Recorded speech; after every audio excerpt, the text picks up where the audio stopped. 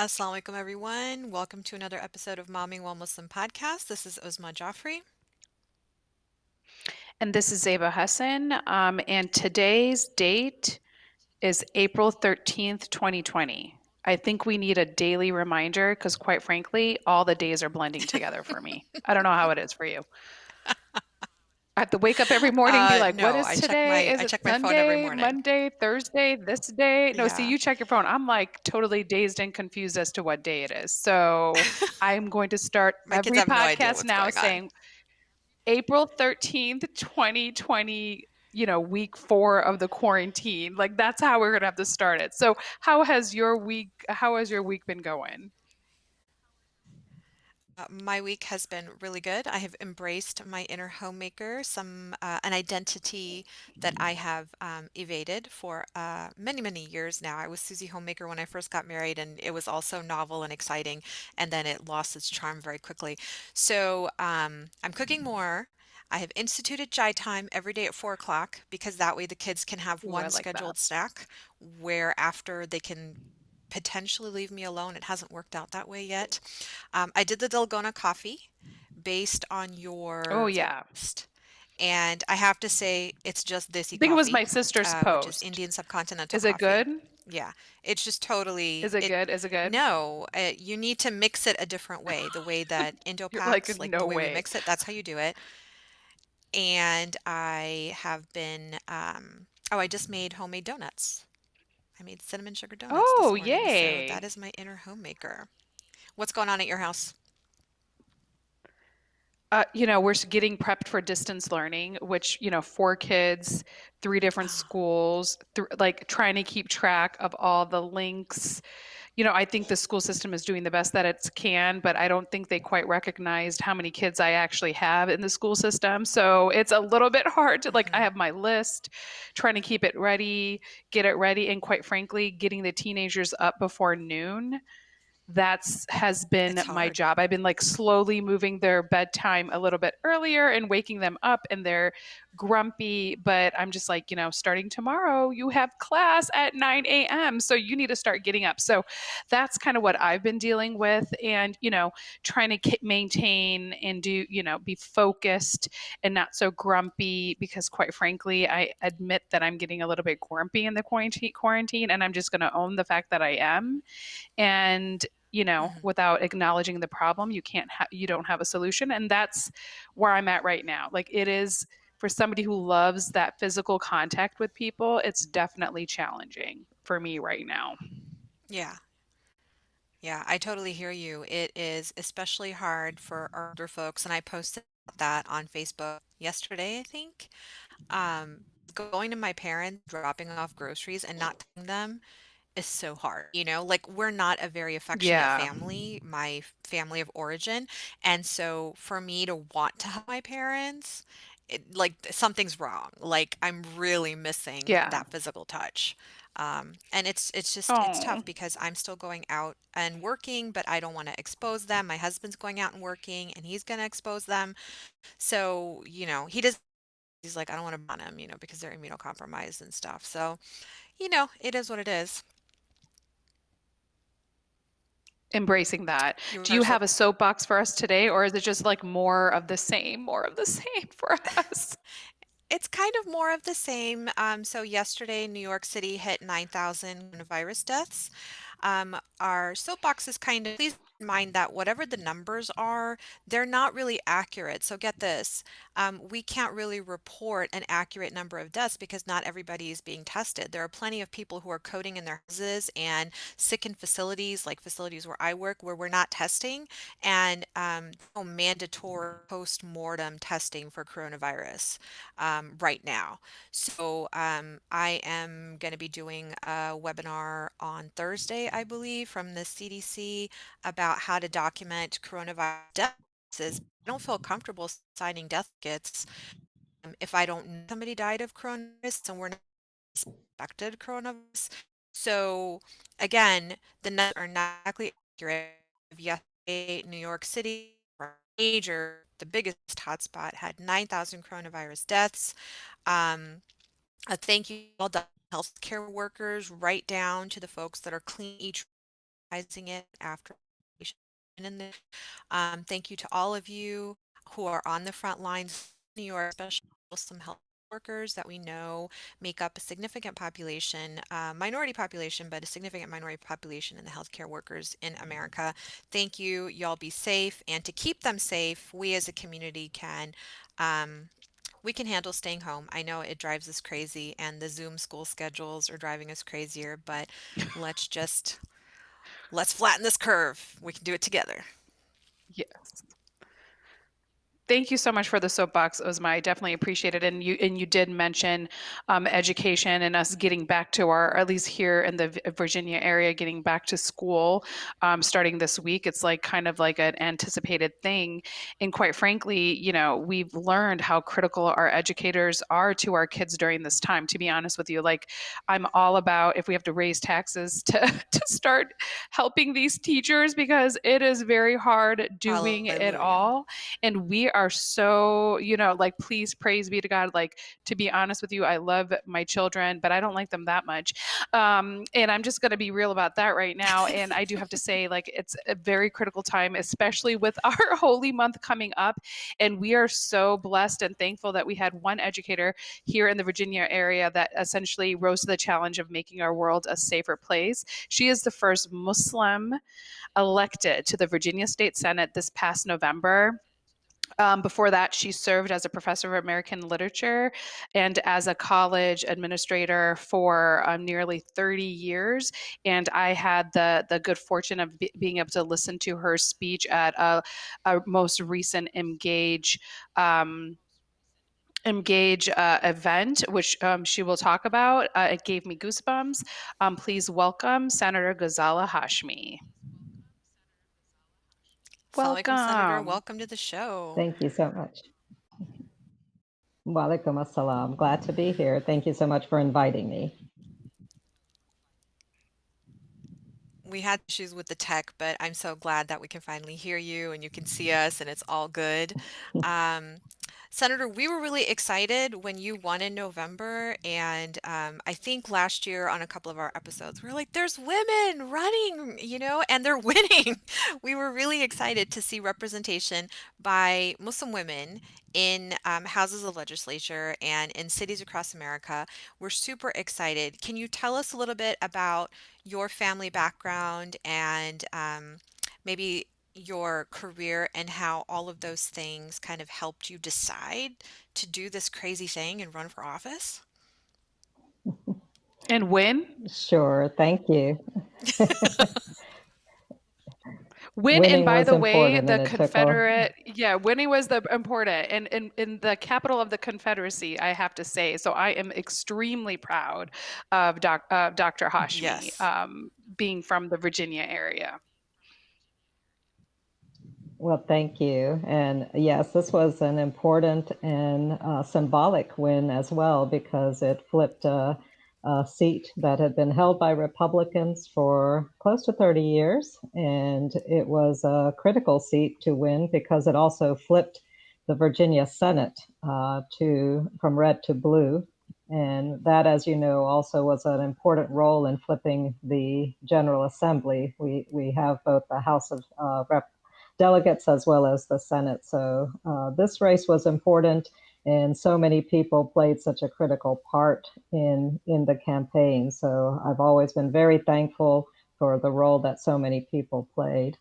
But just to share a little bit about my background, I was really excited to just learn, Uzma, that you and I have a common connection in our Hyderabadi The roots. hydro I connection. was born, Yes. that's right. I was born in Hyderabad and lived there until I was 4 years old.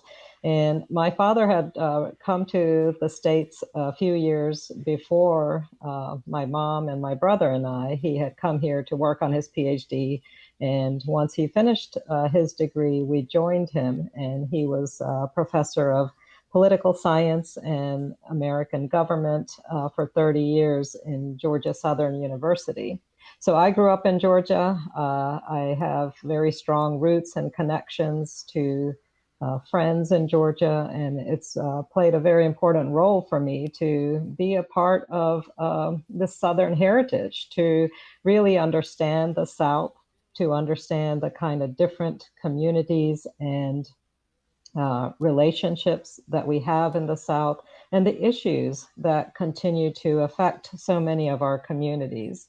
So I followed my dad's footsteps. I always wanted to be a professor my whole life, and I decided to go into American literature. And my focus was also on a political level as well. I looked at the ways in which history and politics shaped American poetry specifically, and how poets helped to shape and define our understanding of our American ideals. And so it wasn't too far a remove for me to engage politically. I've always been very politically active and concerned with the issues that impact all of us. But I had settled into a fairly comfortable life of teaching and working at a community college and enjoyed that tremendously. I had not anticipated that I would run for a political office. And it wasn't until 2017 that an event that Right. propelled so many women, so many women into politics, women from a wide diversity of professions. And that was, of course, the election and inauguration of Donald Trump into the presidency. And I knew I had to do something. I wasn't sure what shape that would take. I didn't know that a year later I would launch a full campaign, but I knew that I had to gather the momentum and really speak out. And so that was the impetus. So, what was it about his win? Obviously, we all have our moments, of that election. But what was it specifically for you that made you say, you know what, I have to do something about this, and I have to do it now? So I think many of us knew that this presidency would be something that really we've never seen before in American politics, that it was a victory that rode in on the shoulders of xenophobia, fear mongering, creating division within our societies. And it employed a rhetoric that was particularly ugly. It sought to demonize certain groups of people, but most especially immigrants, and most especially people who are already marginalized and vulnerable. And it was that ugliness that was created apprehension for me. And then when his first policy act after inauguration was to impose the Muslim ban and to push repeatedly for that. So I actually one day had driven into work. This was February of 2017. I driven into work, pulled into my parking lot, and I had a massive panic attack. I had never had a panic attack before in my life, and I couldn't get out of my car. I realized my heart was racing and I was having difficulty breathing. And it was because on the way to work, I'd listened to an NPR story about the Muslim ban and how there was this talk of creating a Muslim registry. And we know from history that anytime these kinds of actions are put into policy, implemented by government, they lead to social change, but they also lead to social catastrophes. These are the roots of the modern day genocides that we've seen, whether we're talking about Nazi Germany or what we saw happen in Rwanda and so many other places like Eastern Europe. So I had a panic attack because I was concerned about my family, I was concerned about my community, I was concerned about America, and I knew I had to do something as a result of that. I could not just give in to the fear. I had to actually take action. I just want to invite the audience on Facebook and YouTube to go ahead and, feel free to ask Senator Hashmi any questions as well. And then we'll try to, give her an opportunity to answer them. But we have so many of our own questions. So we'll try to slip in any audience members who have that as well. So, Senator Hashmi, you're not just working, you're also a mother. The rest of us, we had those panic attacks too, but, we have the Facebook rants and we have the social media rants. We're like, we hate this administration and, oh, this is so awful and I wish I could do something. But what do you think was integral in getting you from the panic attack to actually doing something, finding a way to do something, because running for office, we did see, at least myself locally, there was other women who were running for important offices in state legislatures. And, even on the federal level, we had a woman in my state running, a Muslim woman for Senate as well. What do you think helped you start that campaign? Great question. And I think, for me, what was important, I ran as an American, I ran as a Virginian. The fact that I was Muslim was important to me personally, but it's not necessarily important to anybody else. I ran as an Right. American and as a Virginian because those are my identities, and I am personally that's my faith is my personal matter. But I knew that it wasn't just Muslims who were being impacted and who had these concerns. And so the one issue that I knew was critical for me and for my campaign is that I focus on the concerns that are common to everybody in our community. And I'd actually seen all of these issues firsthand.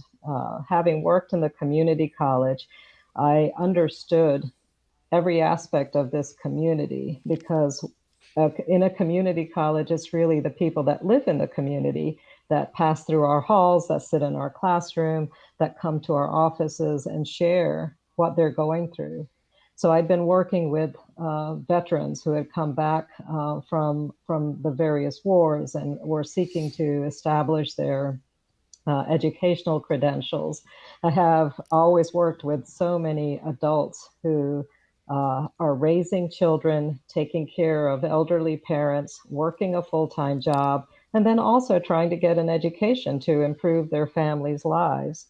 So I understood the issues that face the community, whether they're housing insecurity, food insecurity, concerns about the economy, about getting better jobs, access to education. Those were concerns that are vital to so many people. And that's what I focused my campaign on. And I think the reason the message resonated is because the growing inequities that we have seen over the last few decades, especially at the hands in Virginia, at the hands of Republican controlled legislature, we knew that we had an opportunity for making change. So this campaign was really built on the movements that started in 2017 that brought so many new members to the House of Delegates. It was built on the campaigns of 2018 that propelled Abigail Spanberger and Jennifer Wexton and Elaine Loria into Congress. And 2019 was an opportunity to continue that momentum and then make sure that we were able to enact the kind of changes that Virginians really wanted to see.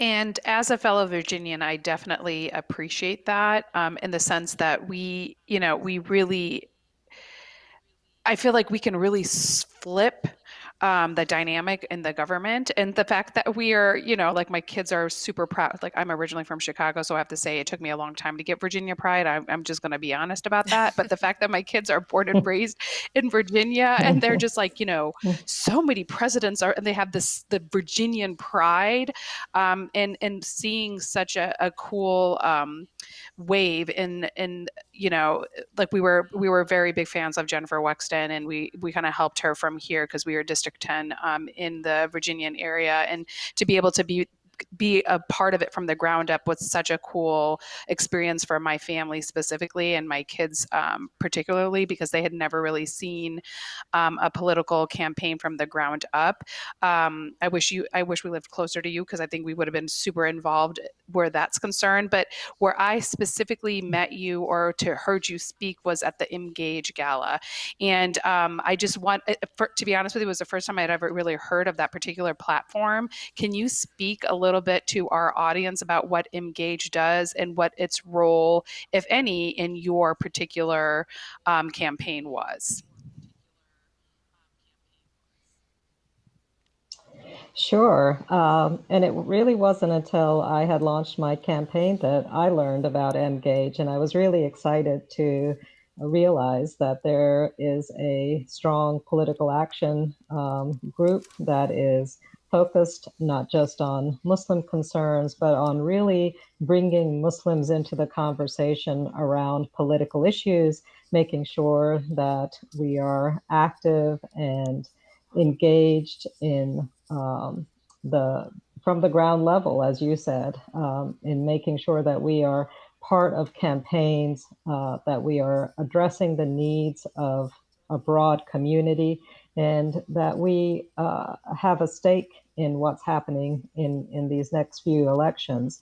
And so MGAGE is really focused on important political action and on bringing Muslims into that conversation. So when I learned about EMGAGE, I reached out to them and let them know that I was running and that I would really love to have their endorsement and their support.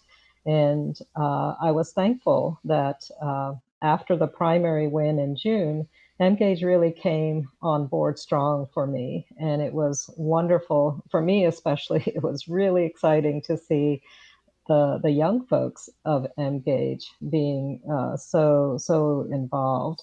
So during the last few months of my campaign in September and in October, these young folks would drive down from Northern Virginia because that's where the main organization is. They would drive down from Northern Virginia and they would spend an entire day just knocking doors for me. And it was just so rewarding to see young folks actively involved, but also seeing their enthusiasm for this campaign in particular was important. So I really appreciated their support and their enthusiasm. One of the comments that one of the young folks made has really stood out to me. He said, "You know, we've been focused as a Muslim community on making sure young people are actively involved and are getting engaged with political issues. But then we looked at you and realized," and he paused for a moment. He didn't want to say old, but I said, "You can say it." He said, "We realized old people can do this too, that they can make these kinds of impacts." There's hope out there for us. That's right. I said, yes, That aunties and uncles should get off their rockers and should be also engaged in That's this political exactly. activity. So That is so funny. Well, kind of riding on the coattails of that, unfortunately, I think ageism kind of is a very broad kind of discrimination. There is, I think, maybe some stereotypes about politicians from back home, but it's not like it was unheard of for people in Muslim communities to be engaged in those back home countries, like engaged politically. What do you think is holding people back, especially in, the majority of Muslim Americans have some kind of an immigrant background. So, what do you think is mhm, holding those people back from engaging in American politics? Is it because they think they have to be crooked mhm. like back I think, home, or they think they don't have a chance? I mean, what do you think is holding them back? yeah, that's a great question. And I think all of those issues are. really involved in this concern. I think, first of all, as immigrants, so many folks, when they're first generation immigrants, the goal is to put your head down, do the hard work, establish yourself, put down some roots, make sure your kids get a great education and that they thrive. And so the focus is on survival and on community building, on making sure you're able to establish those deep connections in a new country. So I can understand that as part of the reason why some in our communities have not been as actively engaged. But then, as you just said, Uzma, there is this concern about politics being the realm of the corrupt. And I didn't quite Mhm. realize that. Having grown up here, um, after the election, I was talking to a gentleman who had been very actively supportive of my campaign and who had donated generously. And we were talking. I said, you know, it just was like pulling teeth to get any get some donations sometimes from the Muslim community.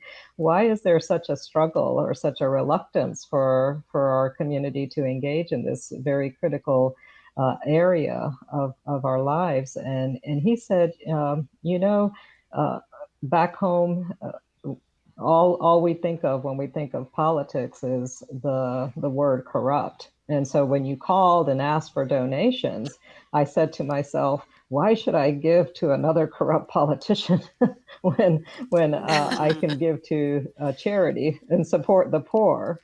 And it took me aback for a Mhm. minute because I had never thought that that might be a source of some of this reluctance to engage, is this real kind of deep-seated fear that all politics is going to be dirty and that there is no real benefit to it. But again, we have to keep reminding ourselves that we get the kind of politics that we work hard for.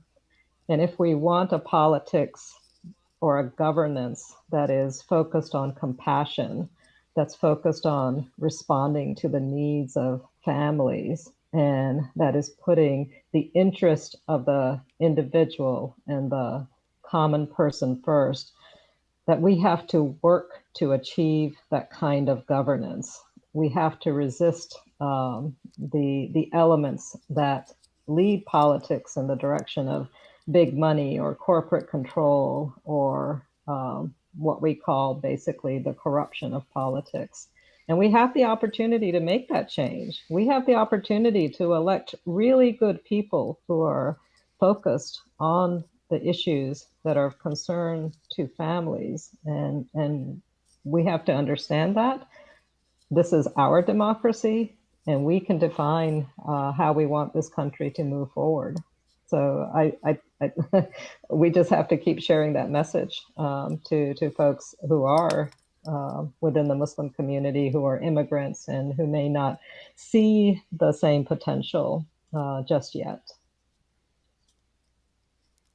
Yeah, and I think it's really important to tell people, especially in the Muslim community who is so involved in social work and social change, you can't get any of Mhm. that started unless you have the politics to build that social change upon, the politicians upon whom to build that social change. And, I don't know if the hesitation is coming from some kind of misogyny or sexism, but I really do think the majority of it is based on just that suspicion of politics, um, and that proclivity to promote social changes, like you said, to charities, orphans, widows, all that stuff that we're recommended to support.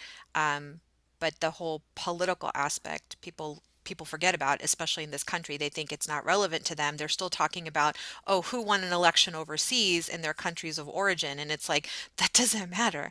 You don't pay taxes over there. You pay them over That's here. right. You're not funding wars over there. You're funding Right. wars from here. So you need to pay attention to our elections right here on American soil. And that's been something that's really hard. Mhm. Um, to get buy-in for, but I know it needs to start at the grassroots level, like you started your campaign with. Mhm. No, I do That's have to so say, like correct. one That's of so the correct. things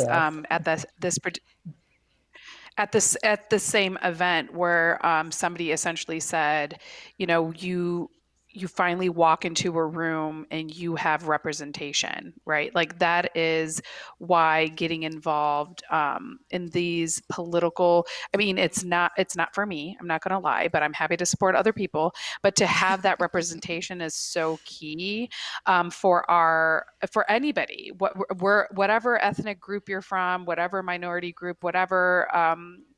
Social economic, I think having that representation in government is key. So the fact that you are there and you're getting this started, the first Muslim in Virginia and the first Muslim woman is amazing to me. But my question to you is this: as an educator, okay, I'm just going to speak to you mom to mom.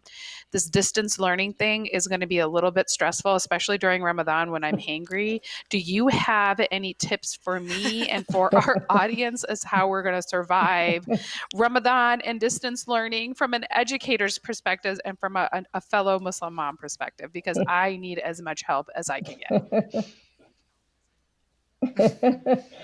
Actually, let's look at it positively. Um, Online learning and Ramadan go hand in hand. The kids are That's true. used to staying That's up late true. during Ramadan, and sleeping in and not having a regular school schedule might actually be very, very conducive to learning. So you'll be interested in knowing that I actually headed up the online learning program at Reynolds Community College, and I have a pretty strong background in online education. I taught online classes as well as face-to-face classes for the past 20 years at the college. And I was in charge of making sure that we had the kind of quality that we need for the faculty who teach online classes, to make sure that they knew how to do effective course design. And then we also built a really nice program for our students on getting oriented to making online education work. Uh, I have just been so impressed by all the faculty at so many institutions across Virginia, whether they're higher education or our K through 12 system, who have had to switch overnight basically into an online teaching platform. That is not easy to do. And so the one thing that I advise both teachers and students, and also now parents, is to give ourselves the space and the opportunity to learn how to do this slowly. It's not the same as learning in a classroom. It's not easy to ask parents to become basically teachers or conductors of this new kind of symphony that we have. So giving yourself that space, giving your children the time to adjust is also very, very important. But one thing that we always recommend in our orientation for students is that they have clear schedules defined, that just as you would go to class for social studies, for instance, at 10 o'clock in the morning, you'd be focused on your social studies classes at 10. Make sure you create a calendar. So at whatever time the school requires, or if there's flexibility, whatever time is good that works for your schedule, that you allocate that hour or 2 hours to focusing on just that particular class. And having a clear schedule, having a calendar in place, knowing what projects are coming up, and being able to forecast the time that's needed, all of that is necessary, especially for children. I think children are going through sometimes unspoken stresses. They're not able to Mm-hmm. articulate what they're feeling. They're also grieving at this point, grieving for Mm-hmm. the loss of their friends that they can't see, the loss of their structure, and it is fairly traumatic. And they're looking to the adults around them for some reassurance that this is going to pass, that this is not easy, but we're all going to work on it together. And having that reassurance is a vital step for them. So making sure that they stay on schedule, making sure that they know you are there to support them, as well as their teachers and other friends that they may be able to reach out to through their online platforms. All of that is really necessary for that sense of structure, stability, and the access to learning that we know that they really need. So maintaining that schedule and being able to reassure them, I think, are the most critical steps that we can take during this period of crisis that we have. That's all really good advice. Thank you for that. I do want to know, Senator Hashmi, during this month of Ramadan, this month of giving, this month of purification, kind of like our start over or do over of the last year, um, there's going to be so much that's different, especially when it comes to nonprofits that, like EMGAGE, who rely on this time of the year to fund their work. Can you speak a little bit to what we can do this Ramadan in order to support an organization like EMGAGE and why that should continue to be a priority during this month? Yeah, that's a really important point. So many of these organizations rely on uh, fundraising activities, galas, opportunities to gather together and hear different speakers in order to continue their fundraising. And we can't let these organizations or the community groups that we are passionate about that are really working in areas of social justice, we can't let them become victims to the crisis that we're currently facing. So I know a lot of organizations have moved to doing online um, connections. They are holding online fundraisers. They are holding town halls where they are still bringing in speakers and organizing different activities. And being able to continue that work is critically important. So we've had to rethink how we engage with the public, but using the technology that's available to us is very vital. And it just is a matter of making sure that those of us who can, who are still in a position to donate and to contribute and to volunteer in some way or another, is that we continue to do that. Even volunteer activities, whether it's making phone calls on behalf of the organization or creating the database list that will help them inputting the data. There are different ways that we can continue to work and do it from home, and promoting the values and the issues that these organizations are focused on is really important. So I would encourage people to not sideline these activities.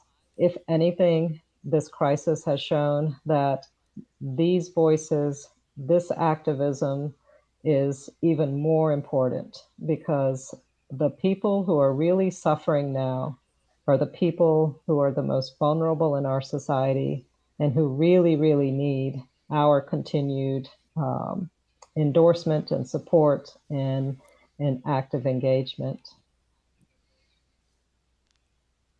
No, we definitely All good points. appreciate All good that, and points. I know all good points. And Uzma and I are going to be working together to highlight some of these nonprofit organizations that are that hold some meaning to us as well, to elevate some of their messages. But I have a couple of our last two questions, because we want to really make sure that we're mindful of your time, since I know you took a time out of your busy day for us today. But one's a serious question and one's going to be a not so serious question. So how has this is a momming podcast, as you know, but how has lawmaking affected, how has motherhood affected your view on lawmaking and what it is that you're doing on a day-to-day basis, or if anything at all? Uh, I actually, one of the critical reasons why I ran is because I'm the mother of two daughters, and knowing how women's issues are at the forefront of so many of our concerns, knowing that women have not had the opportunity historically to have their issues addressed at the level that we need them to be, and that women suffer disproportionately anytime bad policies and bad laws are put into place, whether those are issues around healthcare, around issues of violence, around access to education or job opportunities. Women have been historically marginalized, and their concerns have not been at the forefront. And anytime women's issues are brought to the forefront, anytime those issues are really given the kind of, or addressed in the way that they need, that's when society changes. That's when society progresses. So, as a mother of two daughters, one of my main reasons for running was to make sure that we support women, that we support mothers, that they have the opportunities to succeed in the society. And when they succeed, their children succeed. So Yes. much of what I've done has been for my daughters, for all of our daughters, all Oh, of our children, and it's really essential that children in particular recognize that moms will fight fiercely when their yes. children's lives and when their children's issues are being impacted in some way. No, you're The 100% mama correct bears about come that. out. And I feel like, yeah, exactly. Moms get stuff done. That is our fundamental core of momming while Muslim. Just to your point, like we will fight fiercely for our children. I love that's going to be my takeaway for today. But we have a little bit of extra time. At least I do, in the quarantine. And you are a professor of literature. So, do you have any specific book that you're like, you know what, guys, you have a little extra time? This is what you should be reading right now, because I definitely need some sort of guidance because I've read everything. Do you have a specific go to favorite classic that you can recommend for our audience? Go to classic. um, I always recommend a book that people sometimes find odd, but Moby Dick is my most favorite Yes. novel. I think it is Mm. a comprehensive evaluation of the human condition. Anything you want to know, basically about humanity, is is in Moby Dick. The only main concern I have with Moby Dick, unfortunately, though, is that there are no women in Moby Dick. But it helps us to understand the world of men sometimes, but of humanity in general. So that's my go-to recommendation. But curiously enough, because of the quarantine, I am digging into my stacks of books that I have not had an opportunity to really read for the past several months. And I just finished reading Underground Railroad, which is Colson Whitehead's That's a hard evaluation book. of Yeah, it is that's a good hard. book. It makes you cry in Hmm. some places, and but it's such a necessary evaluation of our American life and why we are where we are. And it's a book of strength too. The main character Mhm. Cora is resilient in the ways that we know women are resilient, and she embodies so much of what we value as Americans. So that has just become a new favorite of mine. But I'll be reading Geraldine Brooks. I'll be reading some fun stuff too, some mysteries and thrillers.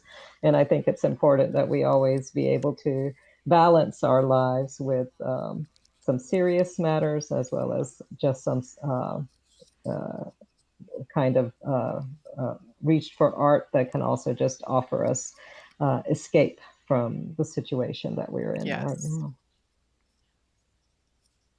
Escape is good, but I like how you are talking about the Underground Railroad being a reflection of why we're where we are today. I was totally expecting, given your background in both literature and from the South, to say something like Zora Neale Hurston or William Faulkner, because another thing you and I have in common is I majored in literary studies when I was in college. I didn't teach at a professor level or anything like that, but love Southern literature. It is amazing. And Their Eyes Were Watching God, I think, is one of the most classic stories of women in Mhm. resistance and just mamas doing right by their Hmm. kids like you're doing by yours and by ours. And we so appreciate all the work that you're doing. We love all the issues that you stand for. And if there's anything that we can do to help you in your next campaign, let us know because we want the positivity to keep rolling out to not just the rest of Virginia, but to our states who need more female representation and just need to really actually drain the correct swamp. That's wonderful. Thank you Thank so you much so for much all for that all you the do, great work Senator. you are doing. Thank you so much, Thank you. Dr. Well, that's Hashmi. We another really strong mama appreciate for you being on the everybody. show. Assalamu alaikum, My everyone. pleasure. We'll Thank see you you. This again was next really week. fun. Assalamu